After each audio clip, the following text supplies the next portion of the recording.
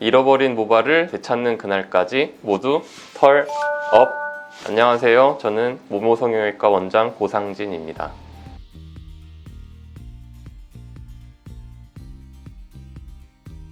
먹는 탈모약 중에서는 대표적으로 프로페시아와 아보다트 모두 한 번씩 들어보셨죠?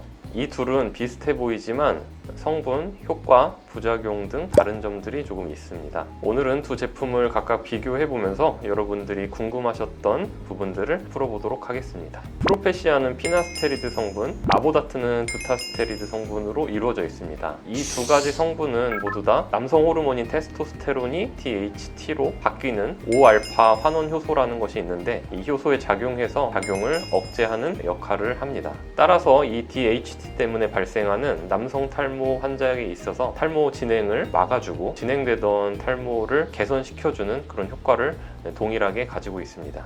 피나스테리드와 두타스테리드 두 약 모두 탈모를 방지하는 효과가 있습니다. 하지만 약간의 차이점이 있는데요. 일단은 두타스테리드의 차단율이 피나스테리드보다는 조금 더 높다고 알려져 있습니다. 하지만 실제 임상에서는 이 차단율 차이로 두 가지 약을 구분한다기보다는 저 같은 경우에는 M자 탈모가 먼저 진행된 분들에게는 두타스테리드를 먼저 권해드리고, 정수리 탈모만 진행되는 분들에게는 피나스테리드를 먼저 권해드리는 경우가 많습니다. 부작용 부분에서도 두 가지 약이 약간의 차이는 있습니다. 공통적으로 피나스테리드와 두타스테리드가 성기능을 저하시키는 부작용이 발생할 수 있는 것은 사실입니다. 하지만 임상적으로는 두 가지 약물이 보이는 그런 부작용 패턴이 약간 다른데요. 피나스테리드 같은 경우는 일단 발기부전, 그리고 우울감, 이런 것들을 호소하는 환자들이 더 많고요. 두타스테리드 같은 경우는 피로도라든지 정액량 감소 같은 부작용을 호소하는 경우가 많습니다.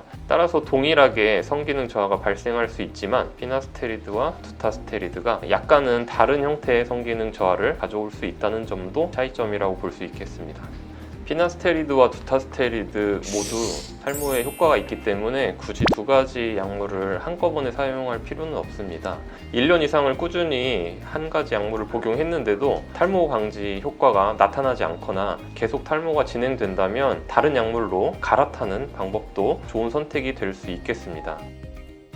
미녹시딜에 이어 오늘은 프로페시아로 대표되는 피나스테리드와 아보다트로 대표되는 두타스테리드에 대해서 알아보았는데요.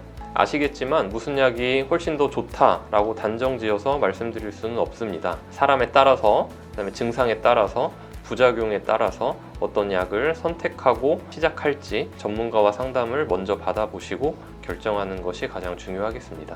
그러면 구독, 좋아요, 알림 설정 해주세요.